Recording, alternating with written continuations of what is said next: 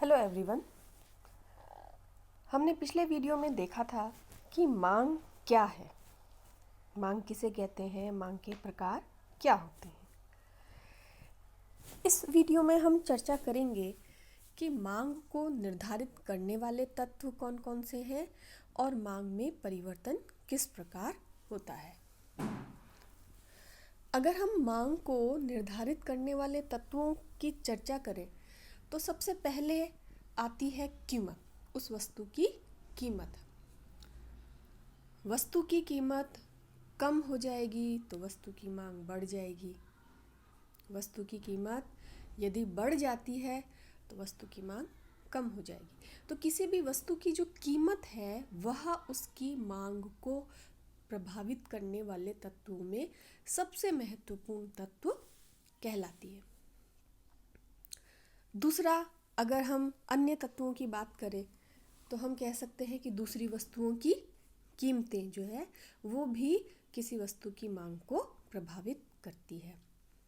क्योंकि हम दूसरी वस्तु की कीमतें ले रहे हैं तो उन वस्तुओं का उस वस्तु के साथ कैसा संबंध है। अगर वो वस्तुएं प्रतिस्थापित की जाने वाली वस्तुएं हैं, एक की जगह दूसरे को प्रतिस्थापित कर पाते हो आप, कि चाय नहीं मिली तो हम कॉफ़ी पी लेंगे, कि कोको कोला की जगह पेप्सी का हम यूज़ कर लेंगे, तो ऐसी वस्तुएं वैकल्पिक वस्तुएं कहलाती हैं।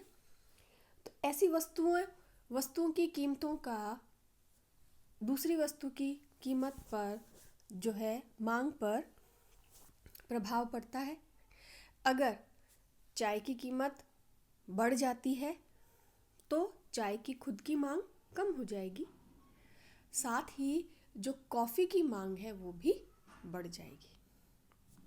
तो ऐसी वस्तुएं प्रतिस्थापित वस्तुएं, उनकी वस्तुओं की कीमत बढ़ने पर एक वस्तु की कीमत के परिवर्तन होने से दूसरी वस्तु की मांग में भी परिवर्तन होता ही है।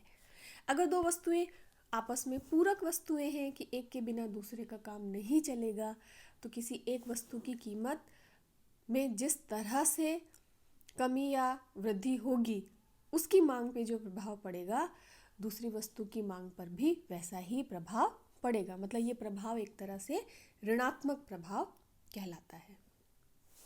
इसी तरह किसी भी वस्तु की मांग को उपभोक्ता की आय भी प्रभावित कर सकती है। एक उपभोक्ता की आय बढ़ जाए तो वह वस्तु की मांग बढ़ा सकता है, एक उपभोक्ता की आय घट जाए तो वह वस्तु की मांग कम भी कर सकता है।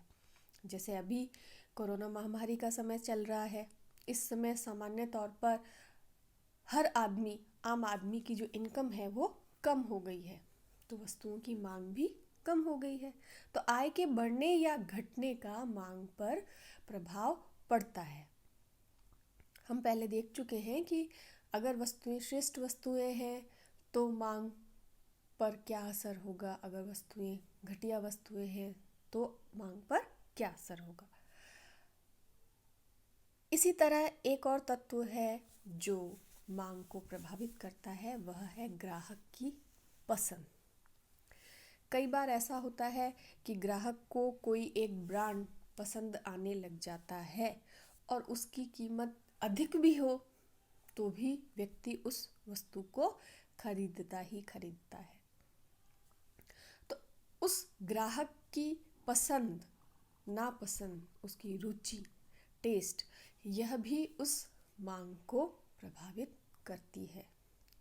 जब मार्केट में बड़ी फर्मों को अपना आधिपत्य जमाना होता है तो वो लोग कम कीमत करके अपनी वस्तु की मांग बढ़ा देते हैं, अपना ब्रांड फैलाते हैं। जब लोग उनके आदी हो जाते हैं, उस वस्तु को पसंद करने लग जाते हैं, तो फिर वो बड़ी फर्में ऊंची ऊंची कीमतों पर उस वस्तु को बेचती है बाद में। तो ग्राहक की पसंद जो है वह एक महत्वपूर्ण रोल अदा करती है किसी वस्तु की मांग के लिए।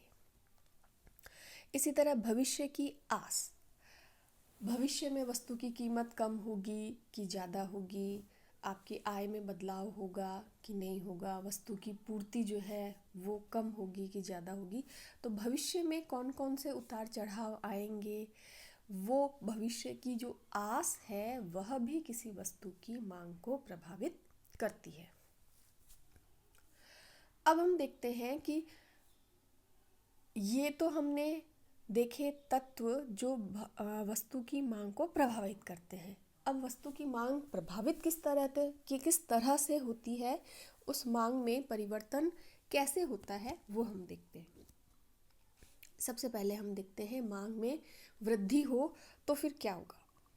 मांग में वृद्धि होने से किसी भी वस्तु का जो मांग वक्र है वह दाहिनी ओर शिफ्ट हो जाता है। आप इस वक्र में देखिए, डी जो मांग वक्र है वह शिफ्ट होकर DD2 हो जाता है। एक दी हुई कीमत है 12 रुपये, उस कीमत पर पहले वस्तु की मांग है 80 के बराबर, लेकिन अन्य तत्वों के प्रभाव में आने से वस्तु का जो मांग वक्र है वह बढ़ जाता है और मांग वक्र जो है वो D से D2 हो जाता है। वहाँ दी हुई कीमत 12 पे B बिंदु पर वस्तु की मांग 115 हो गई। अब यह है कि अगर मांग बढ़ जाए तो अब इस मांग के बढ़ने के कारण क्या क्या है। उपभोक्ता की आय बढ़ सकती है, पूरक वस्तु अगर है उसके मूल्य में कमी हो सकती है, प्रतिस्थापन या वैकल्पिक वस्तु है उसका मूल्य बढ़ सकता है, भविष्य में कीमतें बढ़ने की आसार हो तो मांग में वृद्धि हो सकती है। अब हम बात करते हैं मांग में कमी की। अगर अन्य तत्वों से प्रभावित होकर किसी वस्तु की मांग कम हो जाए तो जो मांग वक्र होता है वह पीछे की ओर शिफ्ट हो जाता है। कीमत वही रहती है, अन्य तत्वों के कारण मांग में प्रभाव पड़ता है, मांग में कमी आती है। आप इस डायग्राम में देखिए, कीमत दी हुई है 12, पहले मांग थी D पर B बिंदु पर 115, मांग में कमी हुई और उपभोक्ता आ गया A बिंदु पर, यह मांग हो गई 80। तो मांग में अगर कमी होती है तो मांग वक्र आपका पीछे की ओर खिसक जाता है।